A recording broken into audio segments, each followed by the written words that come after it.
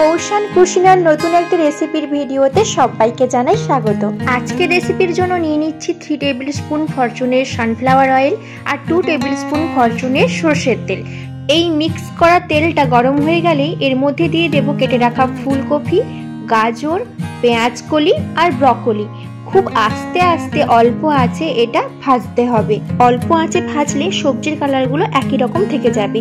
এরপর মশলার জন্য নিয়ে নিচ্ছে একটা মিক্সার বক্সের মধ্যে 3 পিস এলাচ, একটি কাঁচা লঙ্কা, একটি পাকা লঙ্কা, কিছু স্লাইস করা টমেটো, 3 টিস্পুন মতো পোস্ত আর 6 পিস কাজু।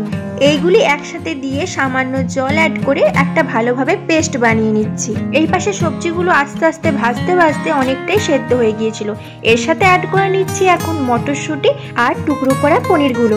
সামান্য খানিকক্ষণ ভেজে নিয়ে তুলে রেখে ওই তেলের মধ্যে দিয়ে দিচ্ছি 1 টেবিল স্পুন আদা পেস্ট। অ্যাড করে নিচ্ছি হাফ টিস্পুন মতো লবণ, হাফ টিস্পুন লঙ্কার গুঁড়ো আর 2 পিঞ্চ মতো হলুদের গুঁড়ো আর ওই বেটে রাখা মিক্সার গ্রাইন্ডারের মশলাটা।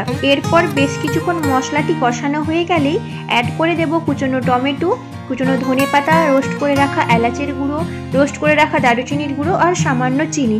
ভালো করে মিক্স করে ভেজে রাখা সবজি আর পনিরটা দিয়ে ভালো করে নেড়েচেড়ে নিয়ে ওই মিক্সার বক্সের মধ্যে সামান্য জল দিয়ে জলটি অ্যাড করে নেব সবজির মধ্যে। তারপর সামান্য নেড়েচেড়ে নিলেই রেডি হয়ে যাবে আজকের পনির দিয়ে মিক্স ভেজের রেসিপিটি। আর আজকের রেসিপির ভিডিওটা আপনাদের কেমন লাগলো আশা করছি একটা লাইক কমেন্টের মাধ্যমে জানিয়ে যাবেন। আর আমার নেক্সট রেসিপির ভিডিও আর মিনি ব্লগগুলো দেখার জন্য আমার ইউটিউব চ্যানেলটিকে সাবস্ক্রাইব করে ভালোবাসার সাথে আমার পাশে থেকে যাবেন। সবাইকে ভালোবাসা জানিয়ে এখানেই শেষ করলাম। আবার দেখা হবে অন্য কোনো ভিডিওতে।